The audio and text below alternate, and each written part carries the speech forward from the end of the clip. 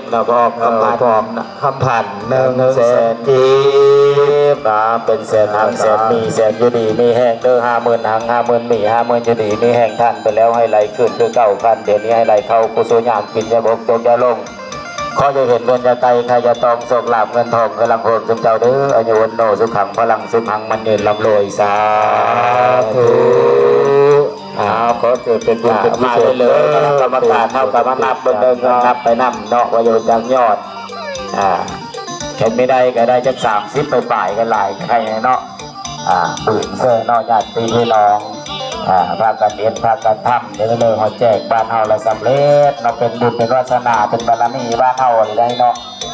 บ้านน้อยเราแต่ว่าจิตใจใหญ่เราความสมานสามัคคีเธอพ่อแม่ครูบาอาจารย์ก็จะมาเบิ่งเนาะโอ้ยบ้านหนึ่งอย่างหลังคนจะได้ยินแต่ซื้อเนาะเพิ่นมีได้เอามาจ้าเธอลังองค์กะเพิ่นเอามาแต่10 กว่าปีขึ้นหลังเนาะติดต่อส่งนำคนปูดำมาแล้วบุญนี้บ่มีไผ่บันแจกมันบ่แยกออกใดคือไหมภาคกลางพี่น้องพี่น้องคือจังเฮากินเฮากินเฮากะอิ่มมันมาไปอิ่มท้องเฮาคุณผู้บ่กินแค่ใดเนาะเฮาทำเฮากะได้เฮาเฮ็ดเฮากะได้เนาะขอแสวงหาเฮ็ดเอาทำเอาพี่น้องบุญกุศลบุญงามความดีเนาะมีโอกาสมีเวลาเพิ่นว่าสร้างละตายเท่าหาคือเสือละตายเท่าหาเล่าคนเฮาในบรรทบทุกข์ได้ง่ายขึ้นหอดตะบุญตะบะได้ก่อนหมู่เนาะขึ้นหอดที่พออีแม่ท่านขึ้นเนาะ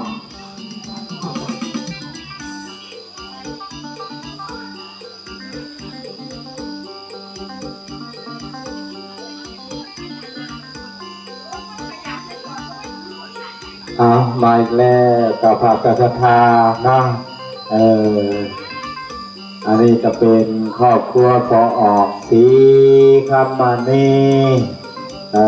ยังนับอยู่เป็นสีโมกนาทานมาเฮียทีเป็นในชาติใหญ่เลยนี่เนาะ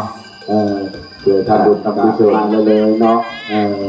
เท่าไรพอออกแมวญาติโยม4 กับ3ดีมาเป็น300,000ทั้ง300,000มี300,000อยู่ดีมีแห้งเด้อทานไปแล้วให้ไหลขึ้นคือเก่าทานที่นี้ให้เข้ากุศลญาณ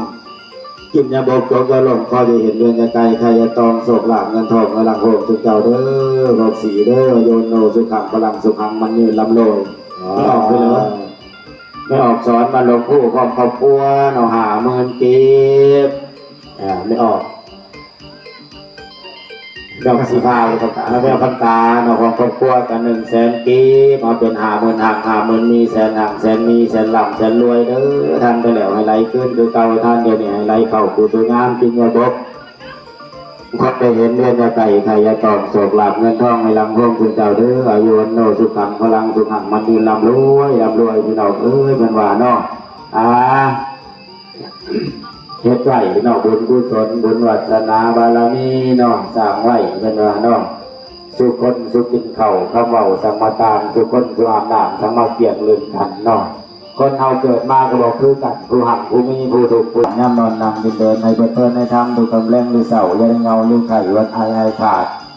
ภูมิปัญญาในหัวดุโลข้ามในตัวมีประโยชน์ประทองเป็นตลอดตนเก่งแห้งหน่อยใจทองคุณบุญจงขับคุณประทับจงหลอกพร้อมทำคุณประสงค์จงมาเป็นเจ้าสัตว์เติม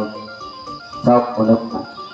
สิไปเนื้อเลือดไตให้ไปไวมากองกายให้ใสใจให้ดีเสียให้พร้อมสมองเจ้าให้โปร่งแผ่ดูตับกับแขนแนนทางทำอกกุศลธรรมจงอกให้ซองอกให้หอดเถิงย่ำนอนในบุญใจกันเถิงย่ำฝันในบุญใจซื่น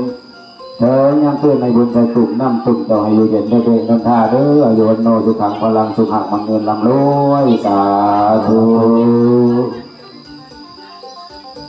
ยอดพระป่าเฮาปัจจุบันนี่ก็ได้32 ล้านไปเห็นเลยนอกจากในฮอต40 ล้านพี่น้อง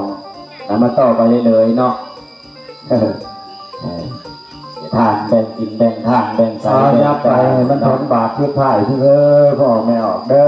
อติดลงไว้ทั้งพ่ายในเนาะใจไปมันตัวมันถึงในเนาะทำบุญทำกุศลก็ให้มันทุกทุกฝ่ายเนาะบุญบารมีเฮาจะได้สูงส่งเนาะอยู่สดงดงามเนาะงามจิตงามใจงามจิตงามธาตุที่พระอาจารย์เป็นว่านั่นแหละเนาะ